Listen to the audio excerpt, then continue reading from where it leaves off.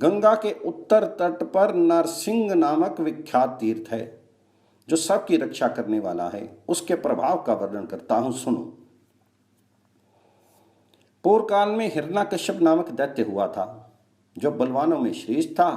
तपस्या और पराक्रम की दृष्टि से भी वह बहुत बड़ा हुआ था। देवता भी उसे परास्त नहीं कर पाते थे। उसका पुत्र भगवान का भक्त हुआ। उसके साथ द्वेष करने के कारण हिरण्यकश्यप का अंतःकरण मलिन हो गया था। उस समय भगवान अपनी विश्व रूपता का परिचय देते हुए सभा मंडप के खंभे से नरसिंह रूप में प्रकट हुए और उस दैत्य का वध करके उन्होंने उनकी सेना को भी मार भगाया। क्रमशः युद्ध में समस्त दैत्यों का संहार करके रसातल के शत्रुओं पर विजय पाई। इसके बाद वे स्वर्गलोक में गए। वहां रहने वाले दैत्यों को परास्त करके वे पुनः पृथ्वी पर आए।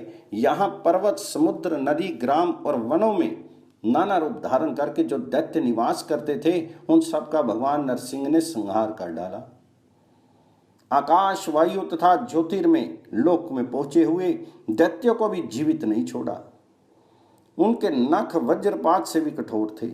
गर्दन और मुख पर बड़े बड़े बाल थे। उनकी गर्जना सुनकर दैत्य पत्नियों के गर्भ गिर जाते थे। उन्होंने समस्त राक्षसों को परास्त किया था। भयंकर सिंहनाद, प्रलय अग्नि के समान दृष्टि, थप्पड़ और शरीर के धक्के से समस्त असुरों को चूर्ण कर डाला। इस प्रकार अनेक दैत्यों का संहार करके नरसिंह जी गौतमी के तट पर गए जो उन्हीं के चरण कमलों से निकली हुई और मन तथा नेत्रों को आनंद देने वाली थी। वहां दंडक अरण्य का स्वामी अंबार्य नामक दैत्य रहता था जो देवताओं के लिए भी दुर्जय था। उसके साथ बहुत बड़ी सेना थी।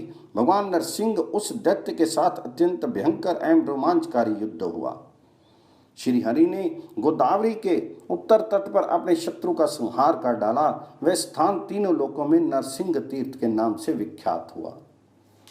वहां किया हुआ स्नान, दान आदि पुण्य कर्म समस्त पाप रूपी ग्रहों का शमन, वृद्धावस्था और मृत्यु का निवारण तथा सबकी रक्षा करने वाला है।